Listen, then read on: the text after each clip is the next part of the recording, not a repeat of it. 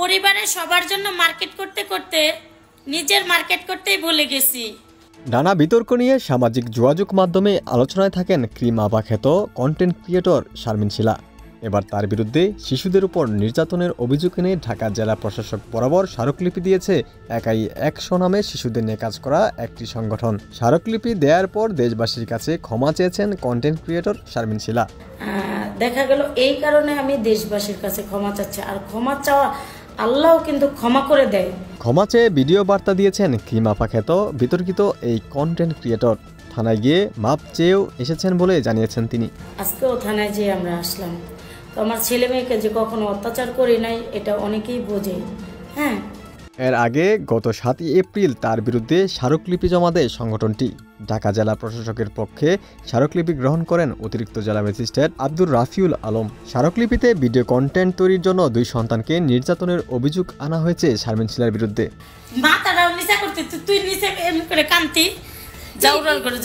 বিষয়টি নিয়ে একাই 100 সংগঠনের ফেসবুক পেজের একটি পোস্টে বলা হয়, অতিরিক্ত জেলা ম্যাজিস্ট্রেট মোহাম্মদ আব্দুর রাফিউল আলম বিষয়টি গুরুত্বের সঙ্গে বিবেচনা করেছেন। আমরা জেলা প্রশাসক মহোদয়ের সঙ্গেও কথা বলেছি।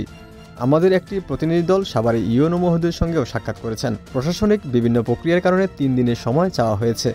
আমরা আশা করছি নির্ধারিত সময়সীমার মধ্যেই গুরুত্বপূর্ণ পদক্ষেপ গ্রহণ করা হবে।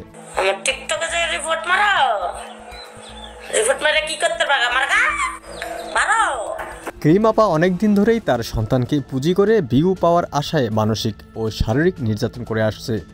জোর করে খাবার খাওয়ানো, চুল কেটে ফেলা বা কালার করা, ভুল করলে গালাগালি দেওয়া সহ বিভিন্ন শারীরিক নির্যাতন করেছেন। এই কাজগুলো স্পষ্টভাবেই বাংলাদেশ শিশু আইন 2013 অনুযায়ী অপরাধ। এই আইনে বলা আছে শাস্তি অনধিক 5 বছর কারাদণ্ড অথবা অনধিক 1 লাখ টাকা জরিমানা অথবা উভয় দণ্ড হতে পারে। সেই সঙ্গে মহিলা ও শিশু বিষয়ক মন্ত্রণালয়, সমাজসেবা অধিদপ্তর, তথ্য ও সম্প্রচার মন্ত্রণালয়, তথ্য ও যোগাযোগ প্রযুক্তি বিভাগকে স্মারকলিপি দেওয়া হবে যেন শিশুদের অনলাইন সুরক্ষা নীতিমালা তৈরি করা হয়। নির্দিষ্ট বয়সের আগে সন্তানকে বা কোনো শিশুকে দিয়ে কেউ ভিউ ব্যবসা যেন করতে না পারেন। বিশেষ ক্ষেত্রে সরকারের অনুমতি নিতে হবে। খালা চাচি আম্মা তোরে ব্লক মেরা দিই, যা তুই আর আমারে দেখতে পারবি না। চাচি আম্মা দাঁড়া, তুই গিয়ে উপরে উঠতে গেছিস।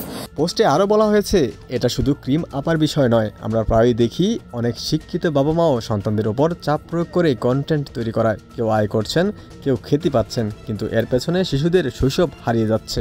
তো পরিবার নিয়ে সমস্যা সমাধান করতে হবে, তাই না? ওমর ফারুক, ঢাকা প্রকাশ।